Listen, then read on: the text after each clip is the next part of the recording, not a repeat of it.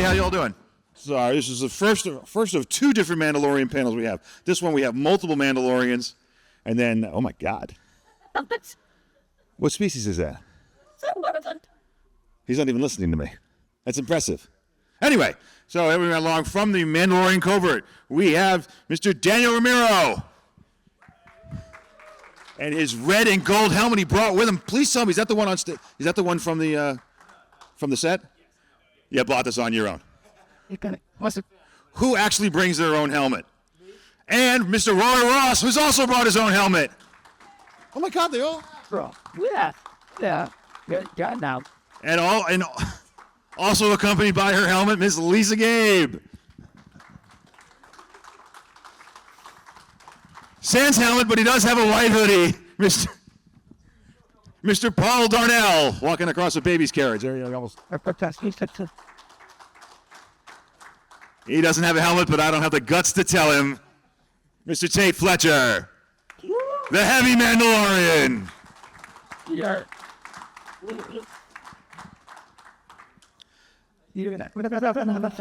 How you all doing today? Great. I got a solid day. Do we have enough? Are the mics turned? Go to 0, the plus. You got to turn the mics on before the celebrities come out, right? You got to. Got it. And what we'll do is we'll share them around. Nailed it. It's been solid. It's been a lot of fun. You guys having a good time? Well, we could pass the mic. Well, you got a pretty loud voice, and I'm not quite Tate, so I need the mic. Yeah. That's why we're called the children. What? The children vote. Children. Now, do you guys have any scenes where all of you are together? Or close to me, even if it's edited together. But I mean, maybe you guys have an act on the set together. But are there? I guess the fighting scene at the end of season 1. Are you guys all in that? I know you are, Tate. Not with Paul. Yeah. There's quite a bit of stuff. Like on the beach. That's a good one. On the beach when when monster Ragnar gets rescued, we're all in that. I think that's the first one I was talking about. Yeah. I think most of the stuff we got to work on was with Tate. Right. Tate, Emily, Brendan, and Katie. I never really got to work with Paul. It's unfortunate, but I got to work with his other double quite a bit. So it was cool to see the other side of the twins, because him and Lisa share like a set of armor or style armor. Mm-hmm. So I got to have the other side of that. Why don't we talk about the rescue at the end of season 1? That's a great scene when the Mando is being confronted by Grief Karga and all his people. If you guys recall, when he refused to return Grogu, or at that time the child, back to the Imperials. So all of the Mandalorians came flying out. Were you guys all part of that? That was season 1, so we're season 3. You're season 3. Yeah. Well, except Tate. Yeah, Tate's the only one. So you were in that. I misunderstood you. That's what.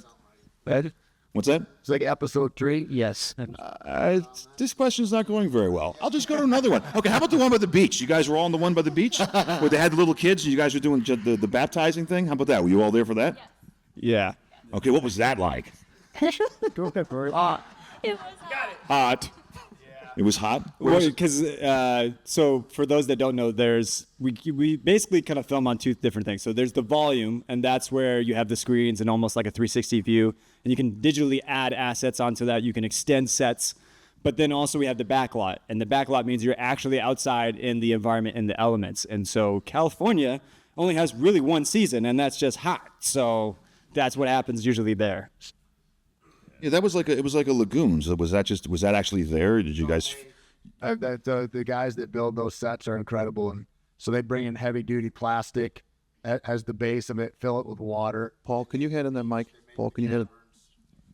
Because we're recording this too, so we want to, for prosperity. I hope you guys get my voice. Well, the idea is that if you guys say anything that gives out any secrets, I get to blackmail you all at Lucasfilm. I feel like it's all already been expressed. I don't think they're secrets anymore. If there's spoilers for you guys are late. That's all. Yeah, the craftsmen there. It's like they transform this lot. The back lot is like a bunch of train cars that are piled up like 8 high in a circle so that nobody can see you. And then they build universes inside there. And that's where everything is filmed outdoors, like for Boba Fett and for Mando and all that. And really incredible. Build mountains and caves. And all out of styrofoam. The big sets too, like the cave and you go through is just massive blocks of styrofoam carved and then painted to look like rocks and stuff. And so you forget. So if you step on, it's like, to touch up, need to touch up here. But yeah, so that's the thing. Like you can see how they build those massive sets, but then they did build that pool of water there too. That was So in that scene with the pool of water, it looks like there was about 35, 40 Mandalorians. Were there actually that many? Oh yeah. There were little ones. I mean, They were the kids, right? Babies. To walk out that morning with, because there's just like 3 of us, and then that was the first time that I saw, and there's like a whole community of Mandos, and that was dope. I mean, for me to walk on set and see that, it was incredible. Stunt coordinator JJ Dash and I had his 2 little ones there and his wife, which was awesome, and so everybody kind of got to play. It was a really cool thing. Who did they get to fill all the parts? Were they just family members? Were they actually No. I mean, five there's first like people? other stunt people, and it was all a bunch of performers. That were there. Oh, okay, so it was just JJ's kids. I mean, they're performers also. and what stood in for the monster, or was that just your imagination? Did they have any kind of crane? They or had a something? giant turtle. A giant like Yeah, Bill Gates made it after he bought all the farmland and stole all our food, and then he also was making monsters. Is that too topical? I'm sorry. Okay. Yeah, it was an actual turtle. It was a prehistoric turtle. Okay. So let And me then, go- and yeah, it was amazing. Yeah, Ox. I think there's a guy named Ox that was doing the rigging on that, and he'd pull guys. So to make guys fly and stuff, there's different ways that we accelerate them. And Ox was on like a 20-step ladder, and he's 350 pounds, and a big Samoan guy, and he walked all the way up to the. I don't know if you ever tried to step on the top of a step ladder like that. It's terrifying. And that was the craziest stunt I think that happened all season, and he did that over and over again, sending guys over that turtle to tie it up and all that. It was badass. It was really, really cool. It was a cool scene to film. That's a good question. Did any of you guys get to jetpack? Any of you guys get to do any jetpacking? I wore a jetpack. That doesn't count. About it. He is a jetpack. The trailer is that you, Paul? The actual trailer of the guy taking off. That's you. Yeah. The GoPro footage sort of style. That's pretty dope. That was. Speaking of GoPro, you've got a photo op in a couple of minutes, right? And you got your man over here. He's right there. Okay. You made sure they delayed it, so He's fine. We're good.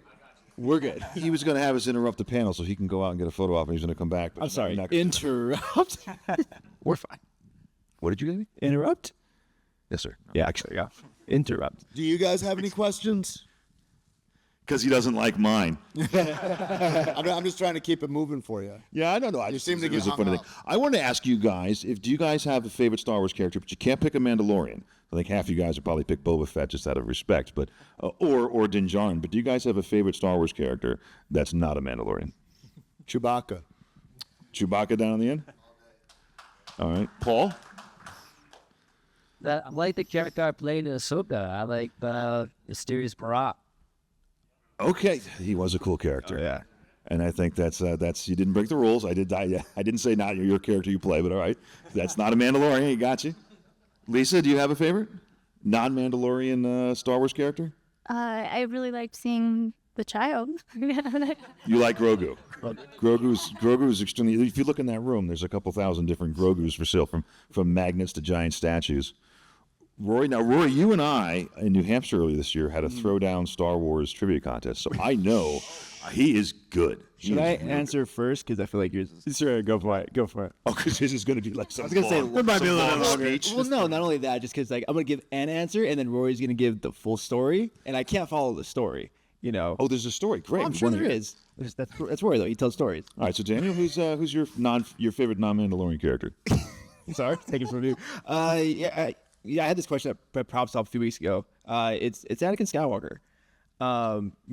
Back then when it was not cool to like Anakin Skywalker, I remember, being made fun of in high school, in grade school for liking Anakin Skywalker, and just seeing the story from what it was in episode 1 up to episode 3, and even having like the Party City costume where it was just the mask with a string on the back. And then you would open the lightsaber. It's a flashlight with like a small little tube that if you swung it, it bent in half because the wind. And, yeah, that's my answer. It was worse in the 70s, man. It was like we had to wear like an apron with a picture of Darth Vader on. I was terrible. Ours were horrible, our Star Wars costumes back then. But all right, Rory, Mr. Very High IQ Star Wars trivia guy. Well, mine you kind of have to go to a farm far, far away. I grew up in a small town in Iowa, And while I was there, I basically went through this really traumatic event where my scalp was literally falling apart. And so it put me in the Iowa City Children's Hospital for about a month and went through all these different procedures and things like this. But the first day I was there, my mom brought Star Wars: A New Hope. And so seeing Luke and his journey and being able to resonate with him being on the farm, and then just his journey of overcoming these insurmountable obstacles, because at the time, we didn't know if it was cancer. We didn't know if it was, some kind of, death-defying thing that's about to happen. We just didn't know. And so basically every day, for the most part, while I was there in the hospital, I just put it on. And so for me, I would also love to meet Mark Hamill and say thank you, because it was Luke who really who gave me the hope and inspiration that I was going to be okay. And so forever, it will always be Luke Skywalker. All right, that's it. Yeah. Have you had a chance to meet Mark yet? I have not. I'd probably be crying. I'd probably be like just a puddle of mess, like the witch from Wizard of Oz, like, I'm melting. Tears of joy, though. Okay. Now remember, Tate would like to hear your questions if you guys have any. So, do we have a separate mic? Here, what we'll do? Can I borrow your mic? Can I borrow your mic? Can you do this or run? Or let's give it to Kentucky. I want to see Kentucky run around. If you guys don't know, Kentucky's like my boss. About to run today. Jane knows it. So we got a question way in the back. Way in the back. Run. Kentucky, run. Hold. Were you able to influence some of the design on some of the characters, or not the characters, but the armor? Were you able to influence and kind of put your own styling to it when it was being developed, or was it just here, wear this, be who I told you to be? For me, I didn't know what show I was in even, and so the way it started for me was to go out to Legacy Effects and start getting measured for a show that I didn't know what I was going to do nor what I was going to wear, neither did the creators probably very much. I bet they had concept drawings, but I think that stuff changes as it evolves, just like as scenes in film do. It's like they leave room for the magic and utility of what might happen. And so it was kind of a work in progress until the day we exposed it to all the nerds at Disney that were like, this is our new toy. Okay, we have a look at this. Oh, I was Other going side of to the room add a is little great. something to that. Is that for the most part, I'll tell the jokes here, okay, pal? but for the most part, for the Mandos, for us, we didn't get to necessarily have a big influence on that, but we did on the characters themselves. So we were kind of able to put on our own persona. So for me, especially Mandalorian, I had this sort of point of view about Bo, and I was like, I ain't messing with you. Like, you are a sinner. Like, you are the bad. But then as soon as the armor said, oh, she is now cleansed, I'm like, hey, what's up? Oh, thank you so much. You're so awesome. I'm right here with you. And so you'll see that kind of I remember when we were doing that inside the cave or whatever, and they had me just kind of stand there with her the whole time, and I was just patting her on the back like, oh, yeah, you're one of us now. This is all good. But then as soon as her helmet came back off, I was like, excuse me? And then also on Kenobi, I got to play a Melito. And if I remember correctly, in Force Awakens, you don't really see it too much. And so on Kenobi, we actually were given permission to create the mannerisms of the Melito. So it was me and Greg Kufera, and we got to kind of create this sort of persona and also how it moved. And so they, from my knowledge, they actually were passing that down to the next people that were playing a Melito. Cool. All right, cool. Get the Joker back there. I just want to say thank you guys for taking time away from your families and your loved ones to come out and spend time with the fans. It really means a lot. It's great to see you guys. My question is, so much is expected of you as entertainers to give and to perform. What do you guys do to give to yourselves to maintain your mental? How do you guys stay centered out there? If that's okay. That's pretty deep. Well, it's interesting because I'm working with Tate, and we were on a job together and thinking about what we do before we come in. You don't know, we just see each other at work. We do our job. And you say, so what do you do to maintain? So I don't know. I like talking to Tate a lot about his routines and what he does to get his mindset. And I always think of him as the ice bath guy. And we were working, it was so cold outside. And he was like, oh, no, I take an ice bath every day. And I'm like, yeah, right, man. Come on, are you serious? But he would. He would show me the photos of doing that. But it inspired me also to think more about that as preparing for the job, to wake up a little bit early, not extra, but a little bit earlier to either stretch, make sure I have enough time to eat all the food that I want to and don't worry about trying to grab some on the run. And so that's a big thing about the health aspect that I was talking about. But for the family, that's a huge one for me. I have 3 kids that I have at home, 10, 8, and 7. So to me, they're my world, and I want to be there for them during this time before they get too old. They're almost on the brink to be teenagers where dad and mom aren't cool anymore. So, but my whole thing too is also my body's my tool. A lot of the jobs I get is through my performance. And so it's very important to make the time to do ice baths or do things that heal your body as well. So that's a big thing for me as well, that world. Wow, that's a great answer. What, do any more questions from the audience? Quickly, doesn't have to be detailed. Run me through a day on the set of The Mandalorian. What time do you start? When do you finish?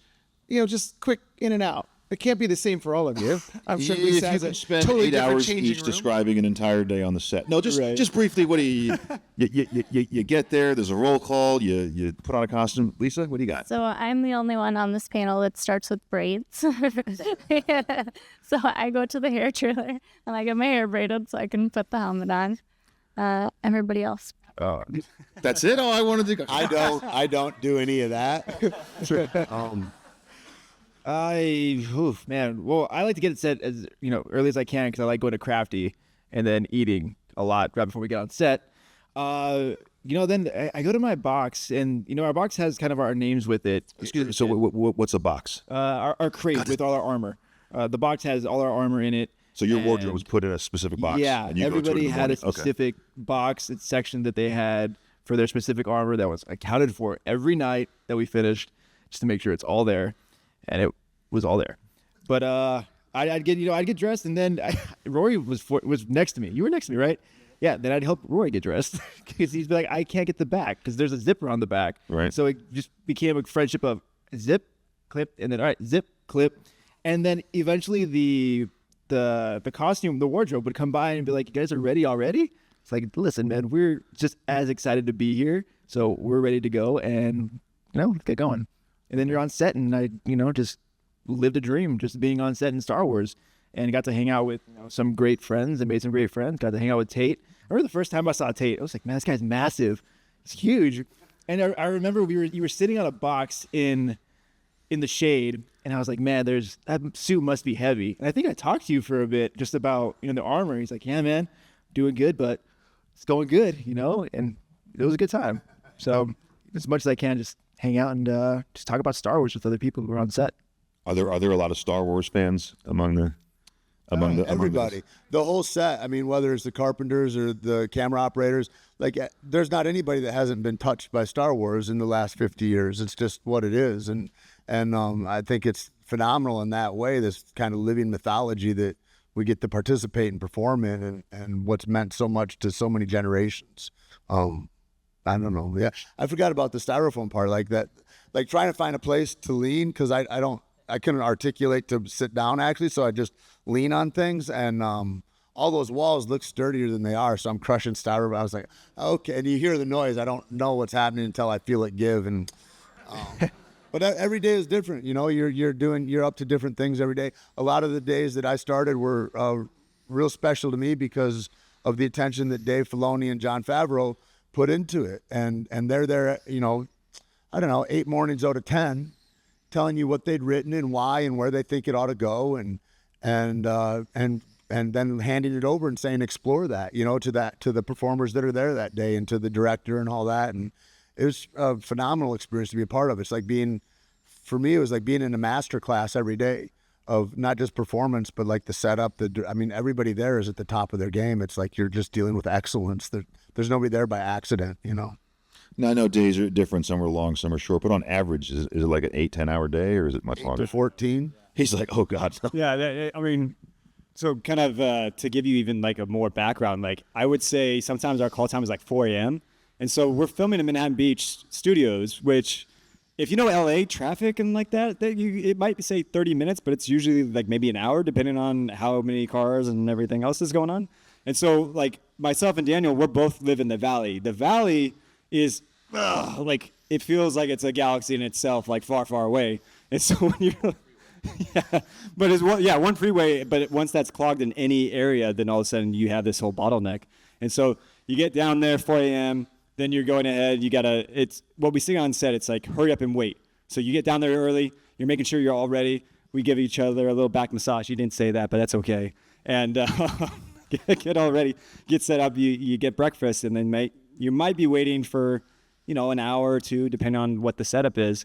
And then you have, for some of us, we have the jetpacks on, and those jetpacks have weight.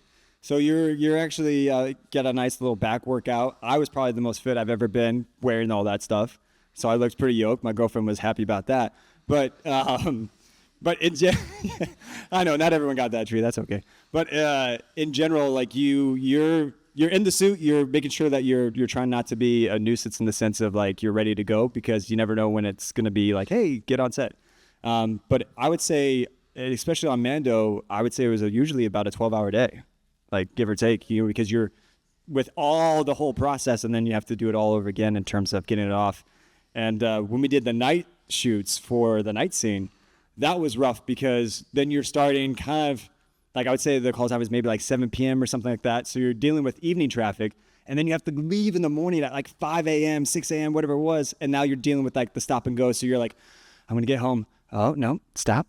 And then by the end of it, you're just really exhausted. But anybody who's seen those scenes, when Bo's making the plea to go back to Mandalore, it's freaking awesome. That's cool. Take it. That was a great answer. Great question. Excuse me. The guy in the blue shirt. Yes. It's pretty well known that the different directors to kind of rotated around throughout the season. For each of you, which was the favorite director that you worked under, and maybe some comments why? I'm gonna amend that slightly. How about just an honorable mention? Not necessarily your favorite, because if they all say Bryce, then everywhere else they all say Carl. Everyone else is going to get upset. So why don't we just say an honorable mention? I don't care. I'll throw one out. Oh, I'm sorry. Go ahead. Who's your favorite?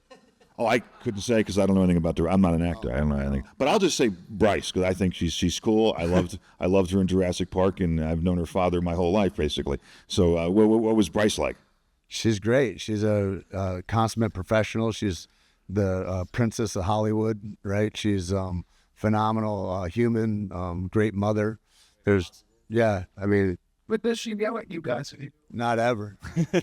She doesn't lead that way. There's screamers for sure, but not really on a Favreau set. Favreau's like, it's like, you're cool or you're not asked to come back. Like, if you're not going to be cordial and gracious, it's like, it's too long a day. Nobody wants to suffer that, And I worked for him on Avengers years earlier, and it was like that. It was like there's nobody that was cross, that was crass, that was mean. It just wasn't acceptable. So he really sets a tone for how everybody else behaves, I think, in a way, or he sets a team in that way. And Bryce, of course, I mean, Bryce isn't the kind of person you want to even cuss around. It's like, there's some people that make you sit up straighter, right? And I think everybody, and especially with the fans too, with everything, it's like it became such a work of love that people wanted to be excellent. It's like, I know when I got this job, it was like, you better not mess this up. Like, you better carry this well, because there's a level of consequence. There's a lot of movies I do that don't matter at all. I mean, it's like, it's whatever, right? It's filler, but like, this is a different thing. It was a different animal. Rick Fukuyama, I think, was tremendous, man. He was just beautiful to work with, and very calm. He also led a great set, like, and it's that leadership. I got to mention J.J. Dashnoff, who was the stunt coordinator. He and Natalie Padilla ran most of the action on those shows, and I'd seen him direct as a second unit director, perform, and then choreograph and work with about 8 other fights that were happening simultaneously. I'd seen a lot of people do that stuff singularly well, but I'd never seen anybody do all 3 of those things at the same time and kill it. I walked through the room, and the level of skill that is there is I'm just like, how did I get in this room? Like, it's phenomenal. And the directors were like that too. Everybody, an honorable mention I would give is to Carl Weather, who's an icon and a legend, and be sorely missed. And it's weird to even think that he's gone, but what he's left is so much. He's a real, what a legacy, and what a thing, and when I say that, it's like, he was the first guy in the room in a lot of ways, as an athlete, as a black man, And then to rise up to where he did at these levels as a professional athlete and to transition into film and into the level of esteem that he had amongst his colleagues, like that was never done before. That's not how people were allowed to behave. And so I have a lot of respect and regard for him and a lot of gratitude. And I don't know, I feel like that about everybody in that way, you know, and yeah, that's. All right. Other questions from the audience? I was going to ask if merchandise is made with your likeness or your character's likeness, do you receive it? And if you don't, what's a keepsake you took from set? Go ahead. Go ahead. If I had the camera turned off, would one of you guys actually answer that?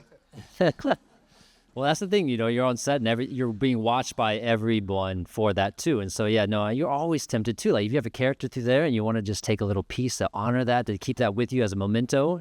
But no, I respect the rules. I'm there and they get it all back because it's on displays and they use it for so much. So it's hard to sneak anything. I don't know if Tait probably could sneak some stuff. I can see Tait me in there, you know, something's butt out.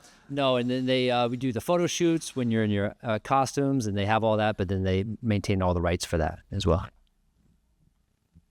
I took some of the earth of Mandalore that was when it was glassed over. There's a 5-gallon bucket of pieces after they'd made the set, and so I took a couple pieces and built Legos on top of it. Right, so little Mandalorian Lego pieces. Oh, you could sell that on eBay for a ton, I bet. We got another question in the back. Is that a Han Solo cosplay? Oh, very nice. Not exactly, but so for those of you that were involved during the rock climb to get up to the nest, what was that process like trying to move around on like a flat surface in that armor?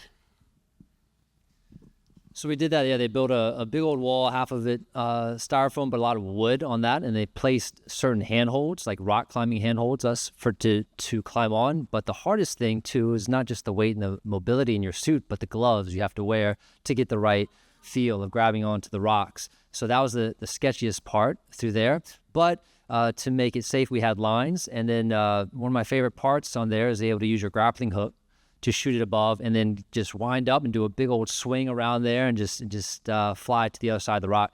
But it was legit rock climbing, and you were getting burned out from doing that as well. But they made it super safe. We had mats all below. You were on lines just in case as we got higher up. But it wears you out because that's a full day of climbing. So yes, you have to. And you're in the sun on the back lot that Tait talked about as well. We're just getting beat down. But it's one of those things that you have to watch out because this is gonna be so fun. I'm gonna climb the wall. Let's race to the top. You go, I beat you. All right, let's take one. All right, at the end of the day, 100 takes later, yeah, you can do it. You know, so you have to really you get so excited about it, but then you also have to realize that you are working and you have to be able to do it all day long, too. To add to that's that, why there's guys like Diddy. Is like a lot of people could do a backflip or whatever.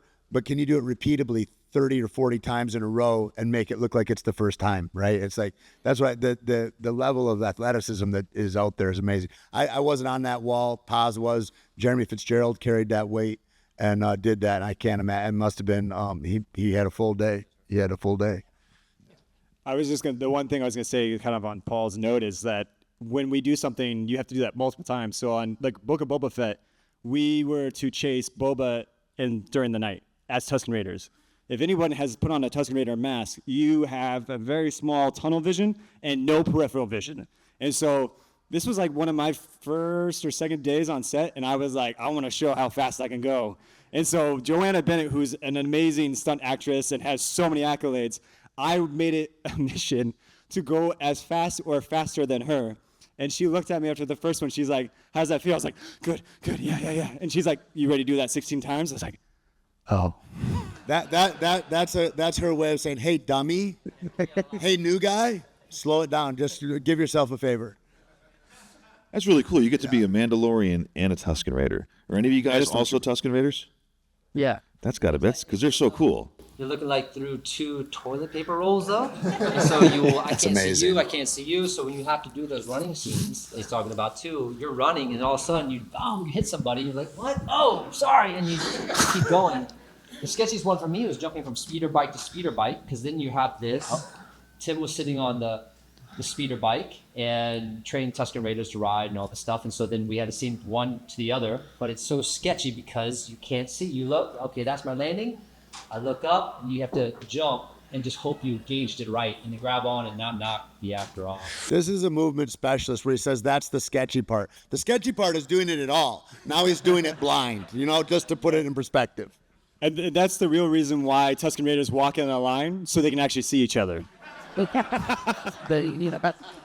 a good one, Rory. I like that. Have any of you got a chance to ride a bantha? Kinda. Just recreation. Well, not a real bantha, Rory. You did have. I mean, is there, because there's a couple scenes where you got, or some of you are on the back of one. Any of you got a chance to do that? You did? Yeah. What was that like? We're doing a scene with the bantha, and on through there is when when we were dragging Tim through. Free just got captured, and he was being drugged behind one, and it was cool. That was cool because it's a bantha. You're on it, and it's a hairy little beast. Someone's inside, moving the mouth as well, and you're high up too. But no, that was just a fun ride, I guess you could say. Like a bantha. Cool. Like a bantha. Yeah. Any other questions here? We got the Joker's got another question. Oh, right there. So for Tait, didn't you take over the character from Favreau? I started off with it.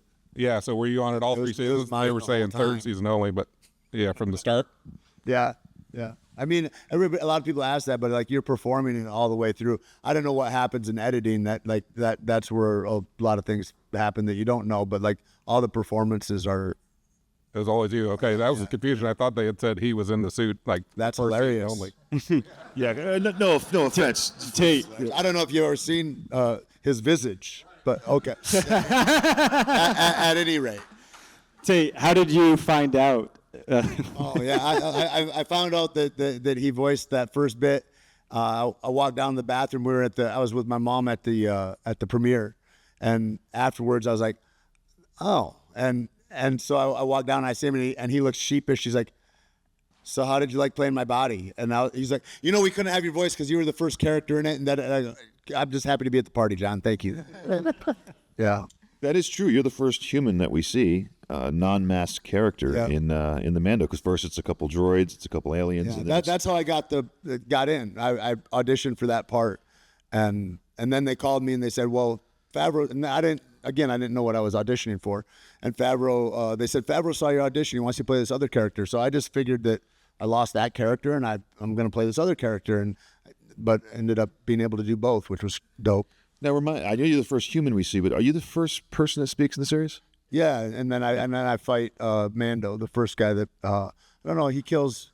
Well, Dimitri, who plays Darth Vader, also in Obi-Wan, I believe.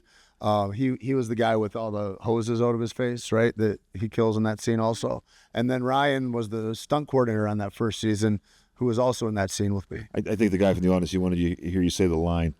What's that? When you go Mando. When you scream at Mandalorian, you call him Mando. Yeah.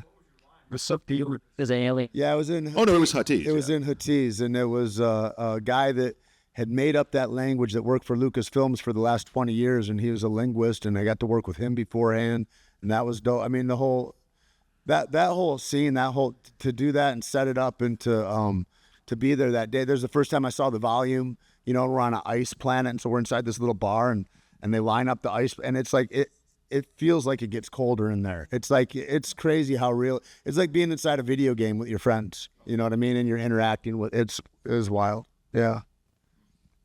We have another question. I have a quick question. So we know there's going to be a Mandalorian and Grogu movie. Have y'all got any talks about being in it, or are you even allowed to? And here comes the Paul lawsuits. can tell you all about it. Yes, they're shooting a movie, and there you go. They're doing it. I don't know. I guess yeah.